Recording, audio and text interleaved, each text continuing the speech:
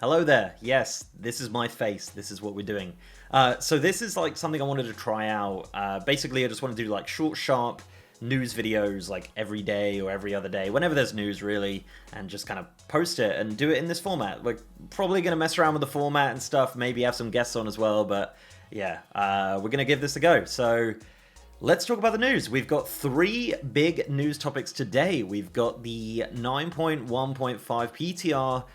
Development notes have gone up on the forums. We also have a little preview of the Void Elf Hair's colors, which are coming in 9.1.5. And finally, we have some more NPCs renamed in the game because of the lawsuit. Okay, so late last night, the 9.1.5 PTR development notes did go up on the forums, and there is a bunch of stuff in this post that we did not know about, and some very exciting stuff. So we're not going to read every line or anything like that. We're kind of going to do the abridged version here. As I said, I want to make this video fairly short and just kind of like a short, sharp kind of news thing. So first and foremost, obviously we did get the confirmation of the Nightborne, Lightforge, and Void Elf customizations, and of course the removal of the dungeon unlock quests for some of the Alliance allied races. Something new here is actually added weather effects in Stormwind and Orgrimmar, so curious to see what that is. Maybe something to do with rain, maybe the floor's going to be wet or something when it rains, I don't know. It might just be random weather in Stormwind and Orgrimmar. One of the biggest things here is the removal of the AoE cap.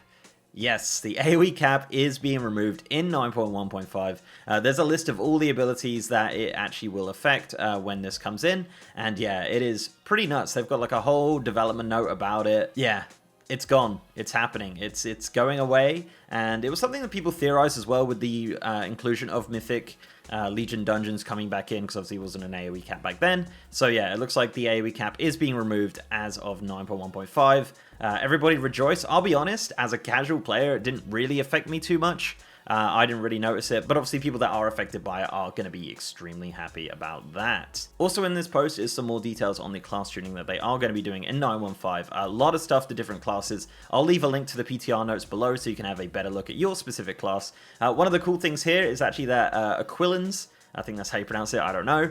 Corpse Fires and Grommets are now tameable as pets for hunters, so that's super exciting. But as I said, there are a bunch of new kind of conduit changes, ability changes, and all that good stuff for all of the classes. In the Covenant section here, there's more details in regards to the Covenant swapping. So essentially, once you get to the highest threshold of Renown, which I believe is 80, you'll be able to swap freely between the Covenants. So you still have to get to 80 Renown before you can do that, so like new characters and stuff like that won't be able to do that immediately, but there is some catch-up for alts as well. So it says completing the Shadowlands or Korthia Covenant campaign on any character allows alternate characters joining that same Covenant to be eligible to receive the renown associated with the campaign from all available catch-up sources, which is really cool. So that's really great, some more catch-up things in regards to alts, because alts were really kind of thrown to the wayside in this expansion, so I'm happy to see they are making some changes in regards to that. We've got some new Covenant toys to discover, which is kind of cool. The Night Fae are also going to get some soul shapes and critter shapes, and some changes to the adventure table, some changes to the Anima Conductor, the Queen's Conservatory, and some additions to the Redeemed Souls. This is obviously something that does kind of hold you back on some of the upgrades for your Covenant. They've actually added a repeatable quest to gather 20 additional Redeemed Souls, so that's really cool. Personally, it would have been better if you could literally just not need the quest and just go into the Maw and click the souls and it automatically adds them. Personally, I think that would be better, but you know, it is what it is. You can now repetitively farm redeem souls in the Maw if that's something you want to do.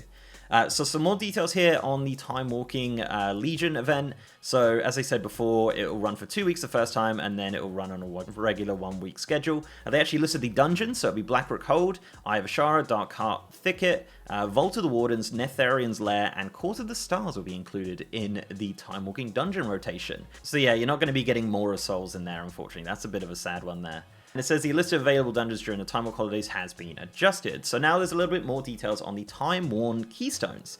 So it says, while Legion Time Walking is active, players can speak to Tashup, maybe, I don't know, in Ouroboros to acquire Time Worn Keystones, allowing access to max level Mythic Plus dungeons for the 6 Legion dungeons. Legion Mythic Plus dungeons accessed in this way have their own set of affixes. They reward loot at the same item level as Shadowlands Mythic Plus dungeons and count towards your Great Vault. Yeah, So cool. They did add that the Legion Mythic Plus items won't be appearing in the Great Vault. I think that's fine. I mean, you wouldn't expect it anyway. So yeah, oh my goodness. So this is actually huge. We didn't know what the rewards were going to be for Legion Mythic Plus, and it looks like they are going whole hog with it. They are going big dick, as someone would say. They are literally giving us progression through Legion Mythic Plus. So next tier, potentially, people are going to be progressing with gear from Legion Mythic Plus. That's pretty nuts, right? That's pretty wild. And the fact that it adds to the Great Vault is fantastic as well, which will promote more people to be doing that. There is also a few minor changes as well, with legacy loot rules now in place of BFA stuff, and the prompt for random dungeon queues for all expansions will now be 5 minutes instead of 15. So TLDR of that is if you're in a queue for Legion dungeons and it doesn't pop, there's normally a notification that pops up. That's now going to be 5 minutes instead of the previous 15. So Island Expeditions and Warfronts, as we know of Island Expeditions, they are going to be queuable for normal, heroic, mythic on your own or up to a party of 3.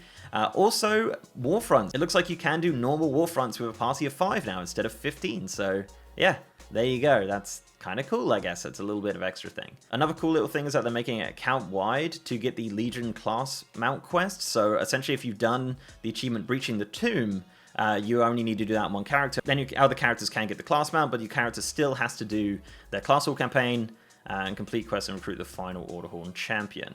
There's also, as I mentioned before, the linking of the dressing room sets, which is kind of cool, and the new rank of heirloom gear for Shadowlands content, which is really cool as well. They also said that the heirloom scouting maps are being upgraded so you actually explore all the areas and grant all the viable flight paths to your all that are available in all expansions. So previously it was only Kalimdor and Eastern Kingdoms. Now it looks like it's being upgraded to give you all of the map discovered, which is really cool, and all of the flight paths in all of the expansions. So thank you so much for that. As someone who's leveling an alt right now, it's very, very annoying. So yeah, fantastic, a great change there. For Korthia and the Maw here, it also said about the anima guy who's going to be in Korthia now, and the additional waypoints from Venari's Refuge. They're also upgrading the PvP gear, and they've got a little bit more detail here on the item level of this gear here, so if you're interested in that, there's a little bit more information on that. But essentially, the lower item level PvP gear will now scale higher in PvP, so that's really cool. It also mentions the Maw skip, which is fantastic, and it now mentions about rune carving, so this is a little bit more details on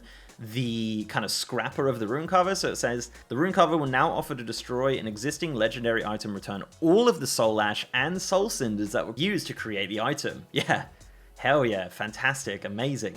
And the drop rates of the rune carving recipes are now 100%. Some additions to Threads of Fate, including leveling a Torghast, additional quests for PvP battlegrounds for experience and gear, additional bonus objectives now give Renown, which is really cool, and zone objectives now give a higher item level gear and anima. Also at the bottom here, there's some UI and accessibility stuff, so it says updated the requirement for participating in the newcomer guide system. Players now opt in after completing 3,000 quests and reaching max level. They've actually added more gamepad compatibility, including support for touchpad and gyro, which is really cool. Mythic Plus and PvP ratings can now be shared through links, so you can now link that with a shift click. And the item upgrade UI has been reworked, so I'm curious about what that's going to look like. The PTR probably coming up today, so we'll have a bit more details on that. This is cool as well. This is actually something they teased a while back, the group finder improvements. So you can now search for mythic keys, which is really cool, from level 5 to 9, I think it says.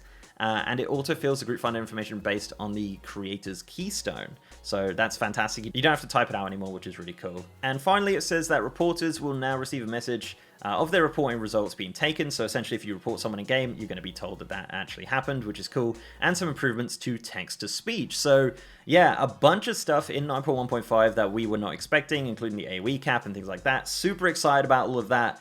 That's awesome. Some great changes in there. Some changes, obviously, which should have been made at the start of the expansion, but alas, such is life. So our next piece of news, as I mentioned before, is the Void Elf hair colors. So they did actually do a little preview before of some Void Elf hair colors, but it looks like they've given us a little bit more of a preview now with 8 total new colors. A lot of these are ripped straight from the Blood Elf, as you'd expect.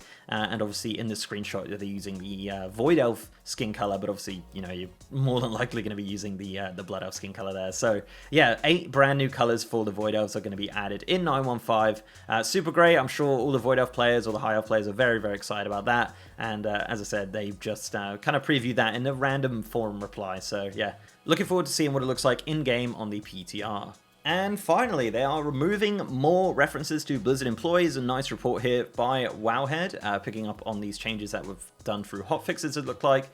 So they're removing references to Jesse McCree, Louis Baragia, and Jonathan LeCraft. So it looks like the old NPCs are being renamed, and a bunch of like little items and things like that are being renamed, and quest stuff and all that kind of stuff. So yeah, keep going, Blizzard. Keep removing these people and don't do it in the future, please. So yeah, it looks like changes are being made, and made through hotfixes as well. So it looks like they are just pumping it out as fast as possible here, not waiting for like a 9.1.5 patch. They're just going to do it through hotfixes. So yeah, as I said, keep going, keep doing it, and hopefully it'll be for the best in the end. So yeah, good to see, good to see. So yeah, that's all the kind of news stuff in the last like 3 or 4 days. So as I said, I do kind of want to do these like daily or every so often when there's a big news piece. I kind of want to do a thing on that. Obviously the PTR is coming up today, probably. It's got to be, it's Thursday, so yeah, more than likely coming up today. So yeah, we'll be checking that out on stream, of course, and we'll be checking out here on the channel if there's anything specific, like, I don't know, the Druid forms. We'll probably do like a preview on that, or some new mounts. I don't know, we'll see. Guys, do let me know what you think of this format for the videos.